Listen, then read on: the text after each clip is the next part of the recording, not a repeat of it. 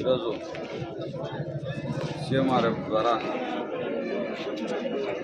బండాత్మూరు మండలంలో 35 మందికి 19,03,000 రూపాయలు, మహానంది మండలంలో 27 మందికి 15,10,000 రూపాయలు, అదర్స్ 5 మందికి 6,60,000 రూపాయలు, టోటల్ 40,73,000 రూపాయలు ఈరోజు సీఎం రిలీఫ్ ఫండ్ ద్వారా ఈ 2 మండలాలకు సంబంధించినటువంటి వారు కొంతమంది బయటి వారికి కూడా కలిపి 40,73,000 చెక్కులను అందించడం జరిగింది.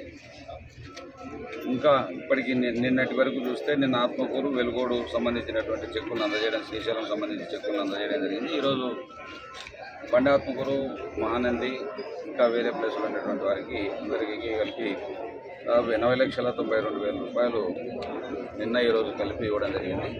అదేవిధంగా ఇంకొక 44 చెక్కులు, అంటే 140 చెక్కులు ప్లస్ ఒక 44 184 చెక్కులు ఈ 2-3 రోజుల్లో రేపు ఊరికి ఇవ్వబోతా ఉన్నాం. దాదాపు కూడా ₹1,00,00,000 పైనే ఇప్పటి వరకు ఈ చెక్కుల పంపిణీ కార్యక్రమం చేయడం జరుగుతూ ఉంది. ఇంత కష్టాలున్నా, ఎన్ని ఇబ్బందులున్నా, రాష్ట్రంలో ఎన్ని ఆర్థిక ఇబ్బందులున్నా కూడా ఒక్కవని ధైర్యంతో ముఖ్యమంత్రి గారు దాదాపు 184 మందికి ఈ 2-3 రోజుల్లో చెక్కులు పంపిణీ కార్యక్రమం చేస్తూ ఉన్నాం.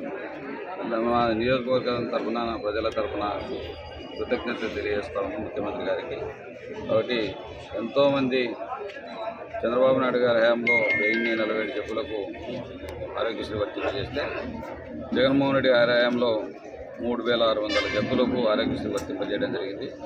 ఇవి కాక ఇంకా కొంత జబ్బులకు కూడా ఆరోగ్యశ్రీ రానటువంటి జబ్బులకు కూడా సీఎం రిలీఫ్ ఫండ్ ద్వారా ఈరోజు చెక్కులు అందజేసి పేదలను కాపాడినందుకు ముఖ్యమంత్రి గారు ధన్యవాదాలు తెలియజేస్తాం.